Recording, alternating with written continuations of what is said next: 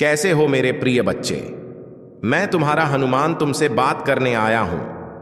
मेरे बच्चे, जब तक तुम्हारे भाग्य की डोर मेरे प्रभु के हाथों में है, तब तक कोई कितना भी क्यों ना प्रयास कर ले, ना तो कोई तुम्हें गिरा सकता है और ना ही हानि पहुंचा सकता है, क्योंकि तुम्हें संभालने के लिए मेरे प्रभु श्री राम सदा तुम्हारे साथ हैं। आज का यह संदेश सिर्फ शब्दों का मेल नहीं है, बल्कि यह तुम्हारे दिल की धड़कनों में छुपे उस अनसुने सच का प्रतिबिंब है। अब उस सच के उजागर होने का वक्त आ गया है।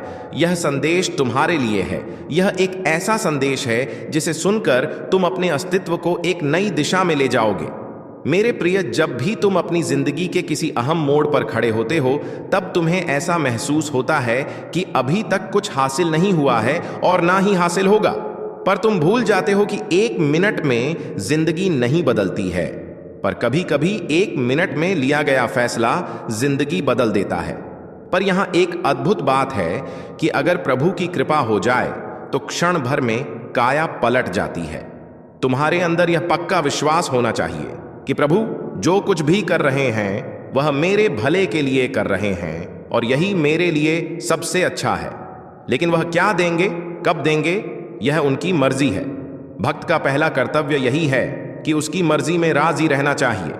मेरे प्रिय, भाग्य और झूठ के साथ जितनी ज्यादा उम्मीद करोगे वह उतना ही ज्यादा निराश और हताश करेगा। लेकिन अगर तुम कर्म और आस्था पर जितना जोर दोगे वह उम्मीद से सदैव ही ज्यादा तुम्हें देगा। यह जीवन है। इसमें कभी कुछ बुरा वक्त आता है तो कभी मुश्किलें आती हैं, मगर जिंदगी में अच्छा समय लौटकर जरूर आता है।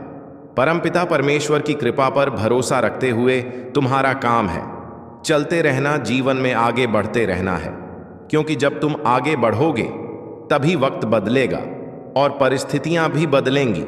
मेरे प्रिय, मुझे तुम्हारी पीड़ा का एहसास है।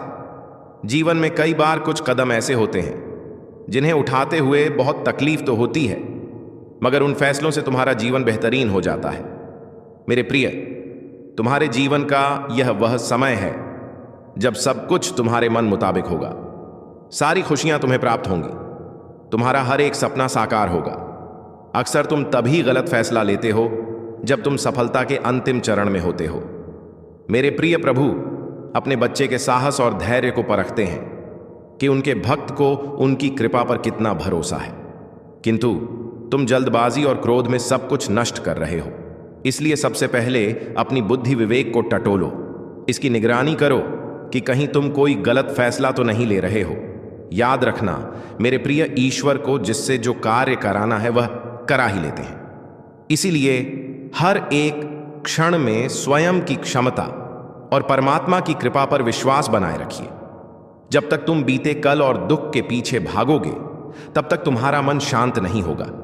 तुम्हारी चिंता इधर उधर देखती है, मगर इसके विपरीत केवल तुम्हारे अंदर का विश्वास ही है जो हमेशा आगे की ओर देखता है और कदम कदम पर तुम्हें तुम्हारे लक्ष्य से अवगत कराता है। इसलिए मेरे प्रिय, तुम अपने विश्वास की ज्योति कभी मत बुझने देना। जो व्यक्ति हर तरह की परिस्थिति में स्वयं को ढाल लेता है, वास्तव में वही सबसे ज्यादा सुखी है। हो सकता है अभी हजारों उलझने हैं तुम्हारे रास्ते में। मेरे प्रिय, तुम अपने मन को भटकने मत देना।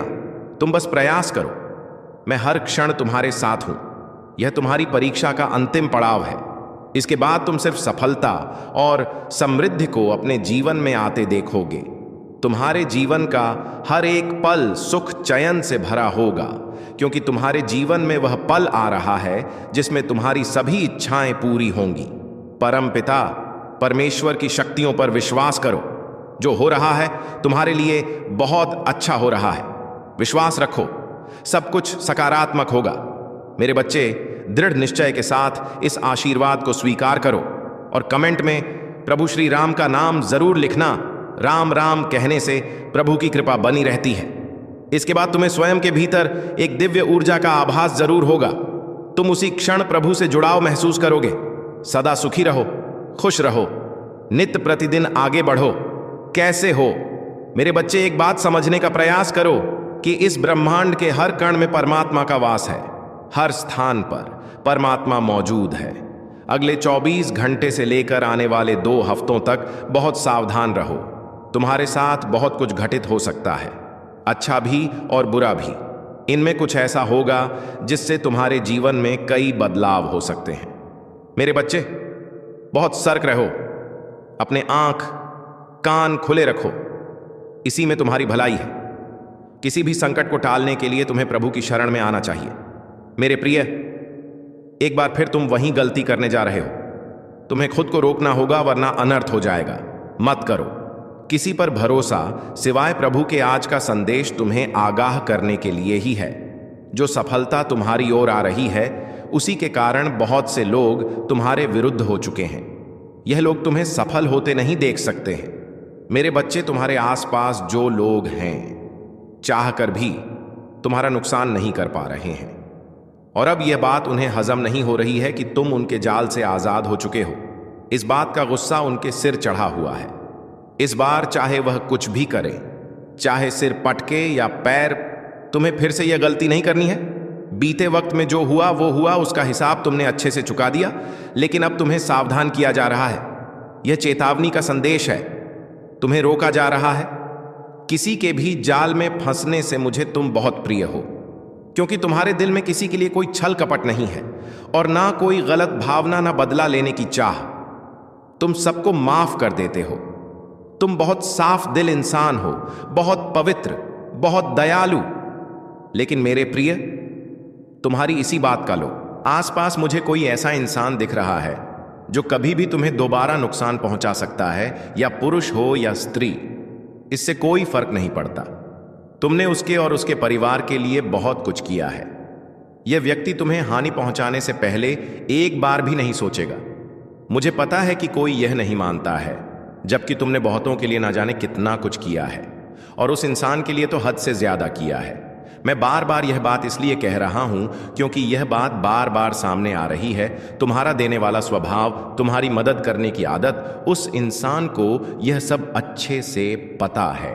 वह जानता है कि तुम सबकी सहायता करते हो। इसी की ओट लेकर वह कोई खेल तुम्हारे साथ खेल सकता है।